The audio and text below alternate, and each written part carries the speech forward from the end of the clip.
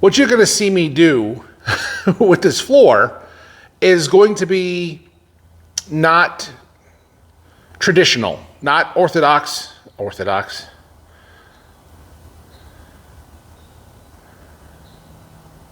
Yeah. This is a 32-year-old truck, has 211,000 miles on it, and it was a farm truck, right? The guy that owned this was a one-owner truck, and he drove it for probably 29 or 30 years, all right? So that's that many miles spread out over that many years, which is average miles. All right, so what I plan on doing to hold these floor pans down and all the little pieces is a combination of spot welds, which I can actually do fine, and they actually hold, and this. Yeah, 3M panel bond. And of course I had to buy, fancy dancy caulking gun for it that squirts both sides of the epoxy out. Of course, this plunger on this side is too big for that tube, so I'll have to augment that, but that's not a big deal. I've done that kind of jerry rigging many times, but $17 for this. And the one specifically for panel bond was like 40. No, thank you. And that's the way it's going to go down. It's my truck. I know what I'm looking at. If it breaks, I know how to fix it. That kind of thing. Now, I'll probably get a lot of feedback if these videos get watched by more than 3 people. I'll probably get some feedback saying that this stuff shouldn't be used on floors, especially on pitted metal like that. But I've done a test where I've used, wheels, bigger ones than this, of course, that get right into the pits and get all the rust out. You look at it with a flashlight and you really look close at it. You see that the rust is out of those pits. Now, no, it's not a smooth surface, but this will ooze right in there and hold. I know it will hold, and we're going to test it out. All right, and that's what we're going to be doing today.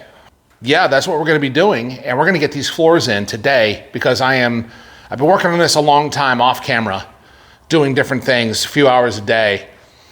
Because I'm new, it's not flying, and so we really need to get this stuff finished and done.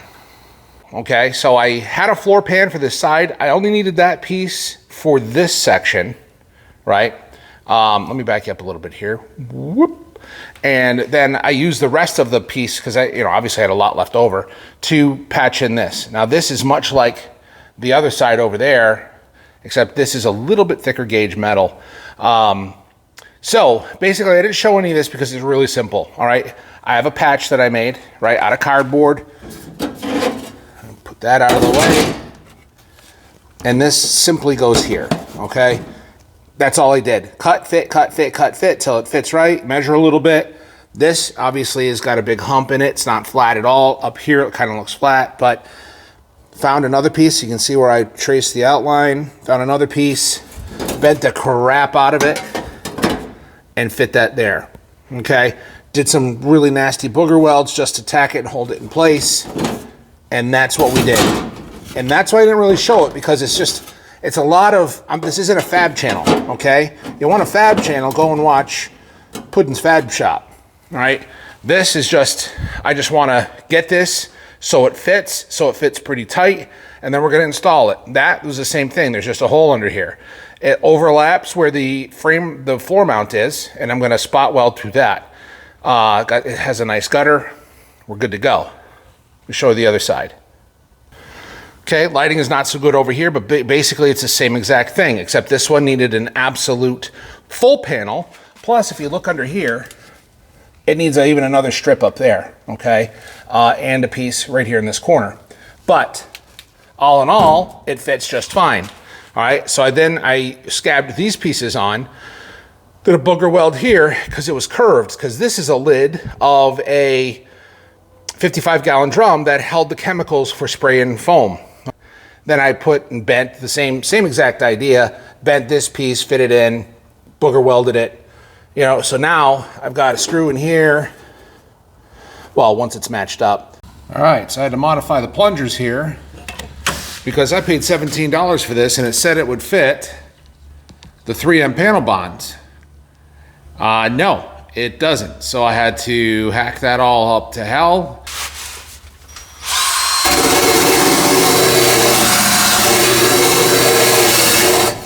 Get out of here.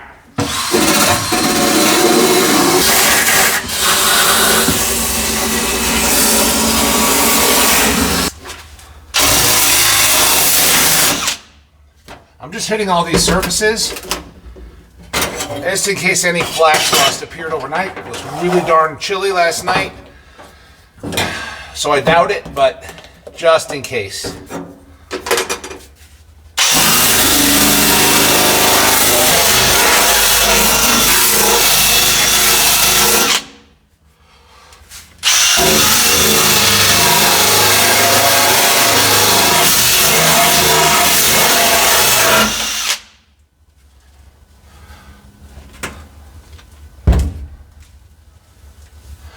Got to wipe her down. You can see it mixing in the tube. 90-minute work time.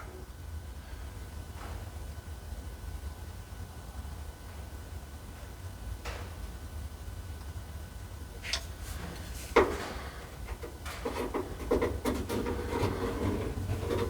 gonna leave you guys up there.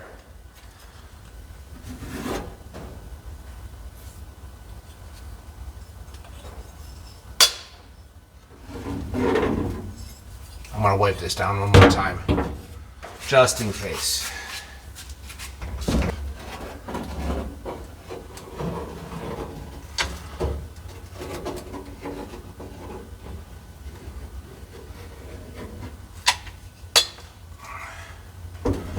Get something to spread that with.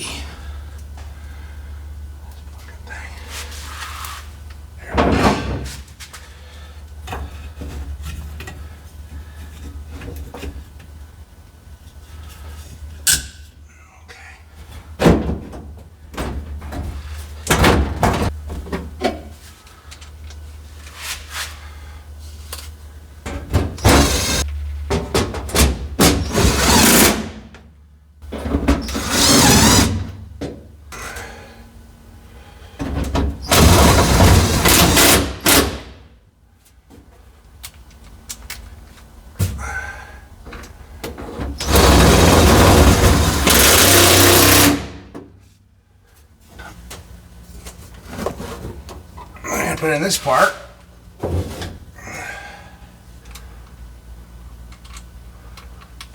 There we go.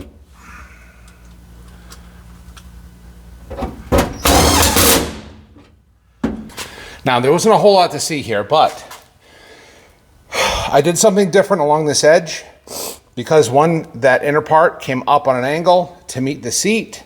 I did not trust myself at all to weld that, not with the rig I have. So what I did was I bent a piece over and I really covered that in glue. The self-tappers are just to hold it, obviously. I will then come back over with a weld and spot weld. So all those other holes you see over here are for spot welds on the body mount, right? Those are spot welds for that. And I still got to cut that hole out right there for the access to the body mount bolt. 24 hours later, hard as a rock, need to weld here, need to weld over there, need to fix that piece there, and then we scrub, hit rust preventer on that, and up there, and then prime it, seam sealer, sound deadener, carpet, which is more of a, it's real cheap. It's felt, kind of, it's carpet, but it's, anyway.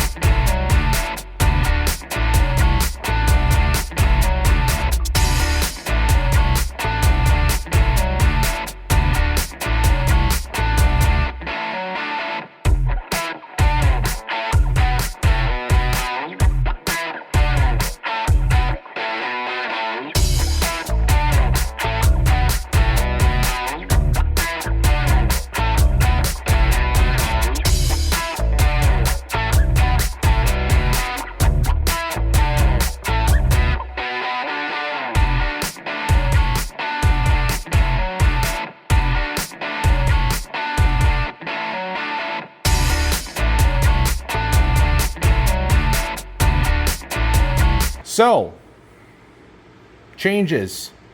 Little black blobs that you see. Pinholes that I found. Couldn't see them when everything was all friggin' just rust colored. And now it's a brighter rust color. This is the Rust-Oleum. Yeah, it's the turbo can, shut up. Rusty metal primer. And yeah, so I hit that real good after I put the rust converter on there.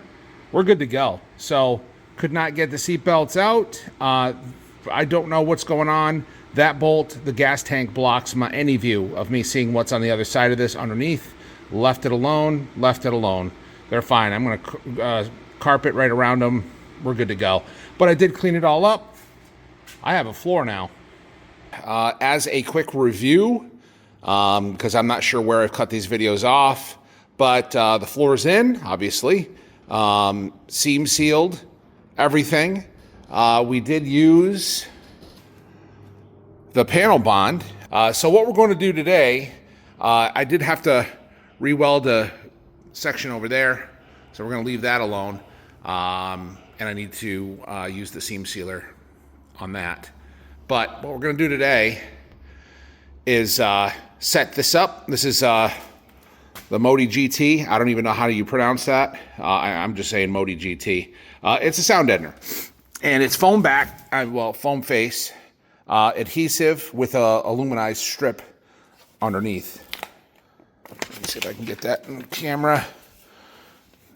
Yeah, so there's an aluminum strip, aluminum sheet in between the adhesive and the foam. And this will act as a sound deadener.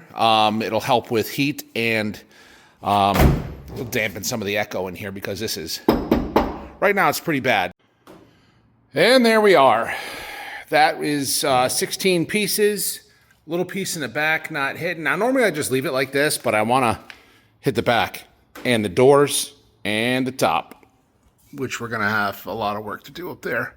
But anyway, this is done. Is it perfect? Nope. Is it covering the whole floor? Yup. Is a carpet going on it? Yup.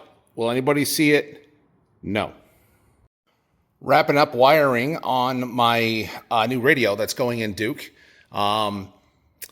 Little guide in the manual, guide with the wiring harness. It's really straightforward. Really, it's not complicated at all. Because that's the next step, is I'm going to be replacing the radio and running the wiring under the carpet. So by the time I yank the radio, get the wiring set up for the subs and the amplifier, I'm going to have the rest of the sound deadener for the back, the doors, and the headliner. So until then, thanks for watching. Please subscribe.